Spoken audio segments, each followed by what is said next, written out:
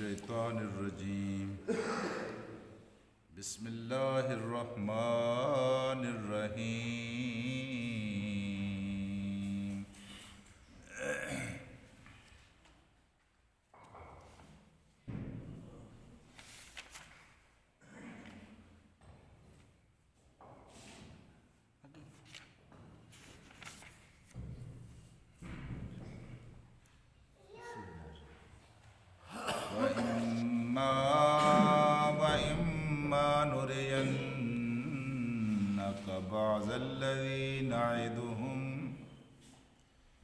وإما نرينك بعض الذي نعدهم أو نتوفينك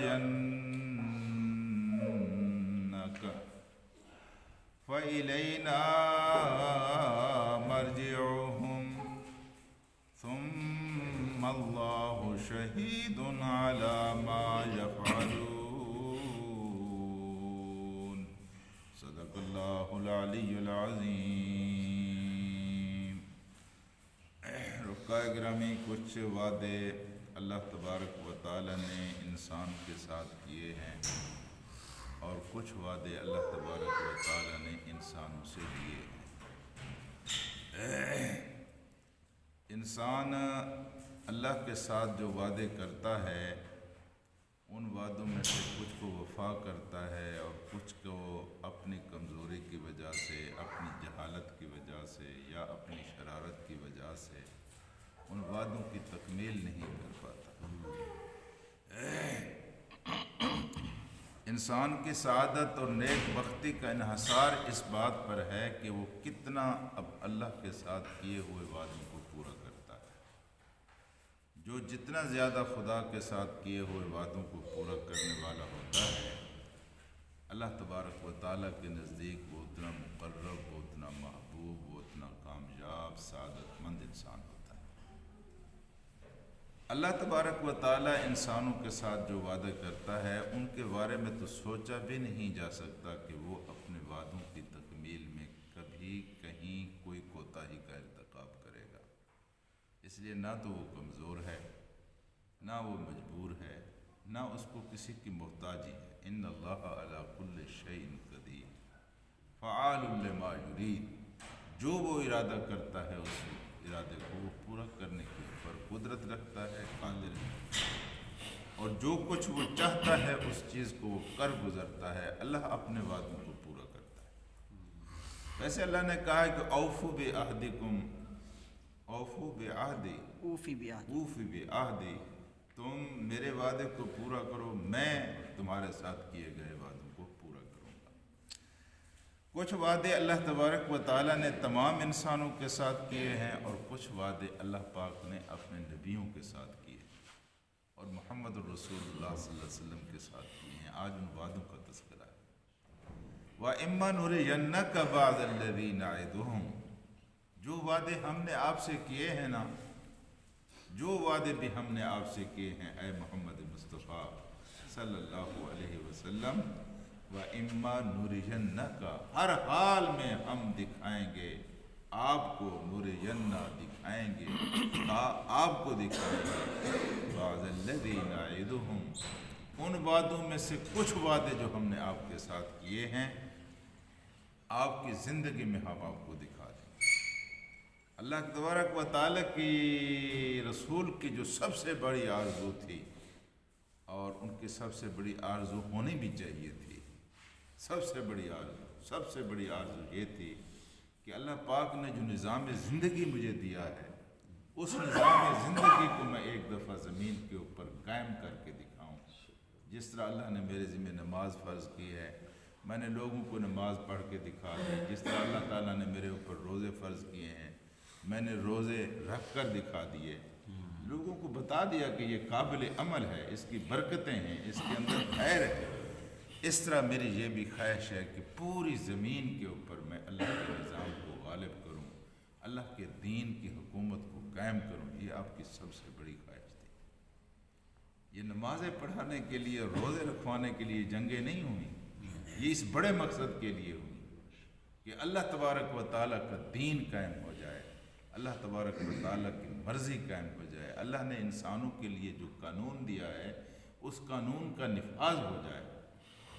اور ایک بات ذہن میں رکھیں کہ اللہ تبارک و تعالیٰ کی سب سے زیادہ رحمتیں اور برکتیں اس وقت انسانوں کو ملتی ہیں جب وہ خدا کے دین کے قیام کی کوشش کرتا ہے، اور اس وقت سب سے زیادہ رحمت ہوتی ہے جب اللہ تعالیٰ کا دین قائم ہو جاتا ہے۔ تو میرے دوستو، اللہ پاک نے کہا ہے کہ جو وعدے ہم نے آپ کے ساتھ کیے ہیں، کہ وعدہ ہے آپ کوشش کریں اللہ کہ ہم اپنے دین کو غالب کر کے دکھائیں گے، اور اس کا مظہر مکہ مکرمہ کا قبضہ تھا۔ یہ سب سے بڑی آرزو تھی آپ کی کہ میں مکہ مکرمہ کو، جس طرح دیکھ رہے ہیں ہمارے ملک میں اسلام آباد کے اوپر جس کا قبضہ ہے وہی پورے ملک کے اوپر حکمرانی کر رہا، اس کا قانون چل رہا۔ اس وقت مرکزیت مکہ کو حاصل تھی۔ اللہ کے رسول اور آپ کے ساتھیوں کی سب سے بڑی خواہش یہی تھی کہ اللہ تبارک و تعالیٰ اس مکے کا غلبہ ہمیں عطا کر دے۔ وہ مرکز ہمیں حاصل ہو گیا تو ہم اس قابل ہوں گے کہ خدا کی زمین کے اوپر خدا کے قانون کو قائم کر سکیں۔ چنانچہ اللہ تبارک و تعالیٰ نے فرمایا یہ آپ کے ساتھ ہم نے وعدہ کیا تھا، اور یہ وعدہ پورا ہوا اس طرح۔ مکے کی طرف جب جانے لگے تو اللہ کے رسول نے اللہ تعالیٰ سے یہ دعا کی تھی کہ اللہ تعالیٰ جب ہم جائیں تو ہمارے جانے کی ان کو خبر نہ ہو، یکایک ہم ان کے اوپر جا پہنچیں اور یکایک ہمارا ان کے اوپر حملہ ہو تاکہ مکہ کا فتح جو ہے وہ یقینی ہو جائے۔ چنانچہ حضرت عباس کہتے ہیں کہ میں اور ابو سفیان مکے کے بحر یوں ہی گھومتے گھماتے گئے، اتنی بے خبری میں اللہ پاک نے رکھا، اور اللہ کے رسول کے ساتھ جو وعدہ کیا تھا اس کو پورا فرمایا۔ تو یکایک ہم نے دیکھا کہ خیمے ہی خیمے ہیں، اور ابو سفیان نے مجھ سے پوچھا یہ خیمے کس کے ہیں؟ تو میں نے انہوں نے کہا کہ یہ محمد صلی اللہ علیہ وسلم اپنا لشکر لے کے آ گئے۔ اوہ، سر پکڑ کر بیٹھ گئے کہ یہ اچانک آ گئے، ہماری تو کوئی تیاری نہیں ہے، اب میں کوئی نہیں روک سکتا کہ وہ مکہ کے اوپر قبضہ کر لیں، اور پھر محمد رسول اللہ صلی اللہ علیہ وسلم کچھ وعدے ایسے ہیں نُرِيَنَّكَ، ہم آپ کو دکھائیں گے، آپ کی زندگی میں دکھائیں گے، ہم آپ کو زندگی میں دکھائیں گے کہ کافروں کے بڑے بڑے سردار جو ہے یہ رسوا ہوں گے اور ذلیل ہو کر یہ قتل ہوں گے، یہ ہم آپ کو زندگی میں ہم نے دکھایا۔ اور اَوْ نَتَوَفَّيَنَّكَ، اور کچھ وعدے ایسے ہیں جو آپ کی وفات کے بعد ہم ان کی تکمیل کریں گے۔